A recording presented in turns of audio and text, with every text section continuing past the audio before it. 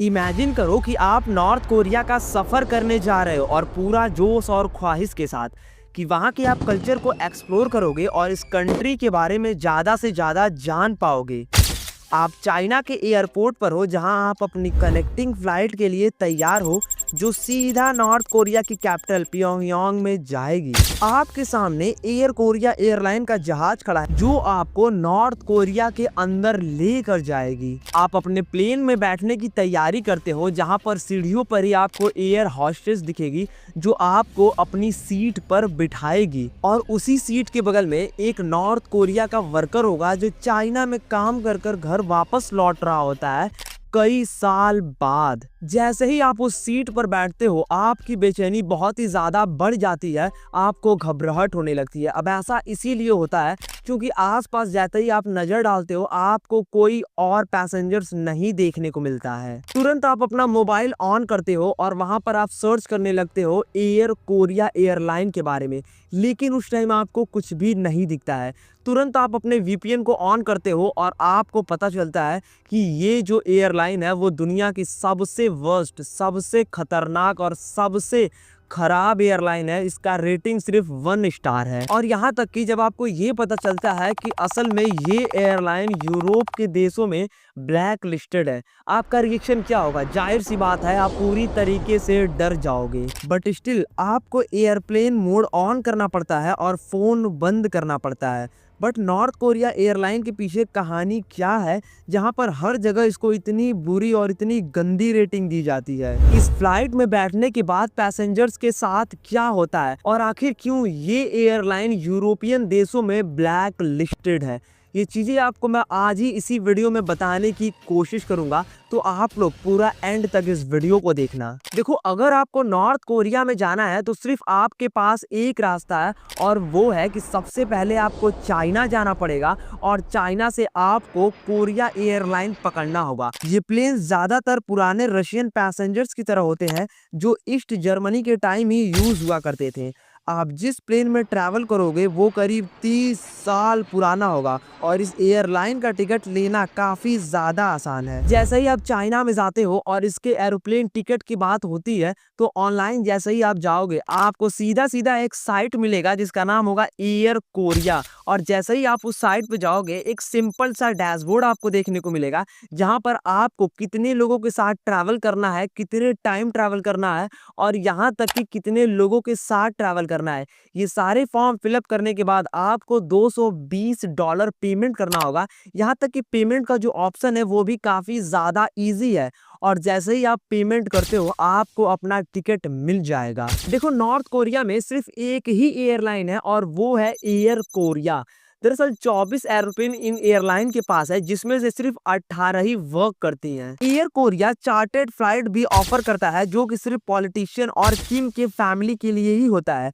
But जैसे ही आप अपने सीट पर बैठते हो वैसे ही सामने वाले स्क्रीन पर प्रोपेगेंडा नॉर्थ कोरिया का वीडियो चलाने लगते हैं। जैसे कि आपको ये दिखाया जाएगा उस स्क्रीन पर कि किम जोंग उन कितना अच्छा तानाशाह है, यानी कितना अच्छा लीडर है और नॉर्थ कोरिया एक बहुत ही तगड़ा कंट्री है और बहुत ही खूबसूरत देश है। ये सारी चीजें आपको उस प्लेन में बैठने के बाद दिखाने लगेंगी जिसको आप वहां पर बंद नहीं कर सकते हो। पुराने साउंड बार के साथ आपको ये वीडियो आपकी स्क्रीन पर दिखना लगेगा और आप चाहकर भी उस प्रोपेगेंडा वीडियो को बंद बिल्कुल भी नहीं कर पाओगे। ये एयरलाइन नॉर्थ कोरिया की सिविल एयरलाइन है जो कि किम डायनेस्टी की तीसरी नस्ल द्वारा चलाई जा रही है। देखो, ये बात उस टाइम की है जब किम इल संग प्रेसिडेंट थे नॉर्थ कोरिया के और उस टाइम ये फ्लाइट चाइना और रशिया के लिए भी उड़ान भरा करती थी। देखो, जिस टाइम पर ये एयरलाइन लॉन्च होती है उस टाइम पर ये ना सिर्फ चाइना और रशिया ही जाया करती थी बल्कि ये अपने कदम धीरे धीरे यूरोपियन देशों में फैलाने लगती है। लेकिन जैसे ही यूएसएसआर यानी सोवियत यूनियन रशिया से टूट जाती है वैसे ही नॉर्थ कोरिया का जो रिश्ता होता है रशिया के साथ वो काफ़ी ज़्यादा खराब हो जाता है।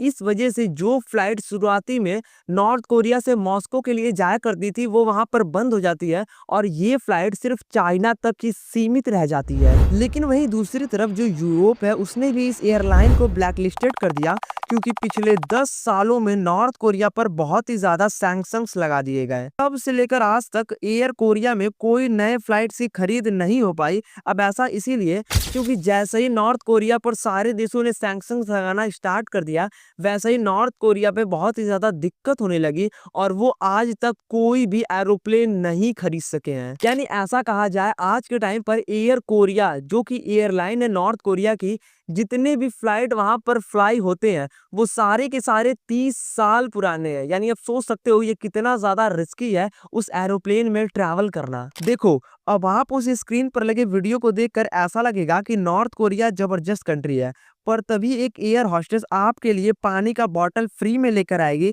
और साथ में आपके पास एक मेनू कार्ड लेके आएगी जहां पर आप एक बर्गर ऑर्डर करते हो। लेकिन जैसे ही आपका ऑर्डर आता है आप पूरी तरीके से हैरान हो जाते हो। अब ऐसा इसीलिए क्योंकि वो जो बर्गर होता है वो बहुत ही क्रीपी टाइप होता है, जिसको देखने के बाद आपको ऐसा लगेगा कि मेरी भूख पूरी तरीके से खत्म हो चुकी है। देखो, ये जो नॉर्थ कोरिया की इकलौती एयरलाइन है, इसमें जितने भी फ्लाइट्स हैं वो करीब 30 साल पुराने हैं। अब आप सोच सकते हो कि ये सोवियत यूनियन के टाइम है। अब ज्यादातर जो फ्लाइट्स है नॉर्थ कोरिया एयरलाइन के पास वो सोवियत यूनियन द्वारा ही दिया गया था। यानी आज तक कोई भी नई फ्लाइट नॉर्थ कोरिया नहीं खरीद सका है। देखो, यहाँ तक तो फिर भी ठीक होता है। देखो, कई घंटों के उड़ान के बाद, घबराहट के बाद आप एक ऐसे कंट्री में लैंड करते हो जहां पर आपको सिर्फ डिक्टेटरशिप ही देखने को मिलेगी। छोटे छोटे काम आप वहां पर नहीं कर पाओगे। अगर आप अपने मन से कोई काम करते हो तो आपको वहां से गायब कर दिया जाएगा। आप अपने मन का बिल्कुल भी वहां पर नहीं कर सकते हो। एक ऐसी कंट्री के पास आप लैंड करने वाले हो जहां अपना खुद का राज चलता है और उनका खुद का रूल काफी ज्यादा यूनिक है। आपके एक गलती करने पर आपको मार दिया जाएगा। हम बात कर रहे हैं नॉर्थ कोरिया की। तो दरअसल ये थी काली सच्चाई नॉर्थ कोरिया एयरलाइन की कि एक्चुअली में वो यूरोप में क्यों ब्लैकलिस्टेड है और लोग उसमें जाना क्यों नहीं पसंद करते हैं। सबसे बड़ा रीजन तो यही है कि ये सारे फ्लाइट सोवियत यूनियन के द्वारा दिए गए थे नॉर्थ कोरिया को, जो करीब 30 साल पुराने हैं। तो होप करता हूं आपको वीडियो पसंद आई होगी और वीडियो अच्छी लगे तो वीडियो को लाइक कर देना और चैनल को कर देना सब्सक्राइब। मिलते हैं अगले वीडियो में। Thank you.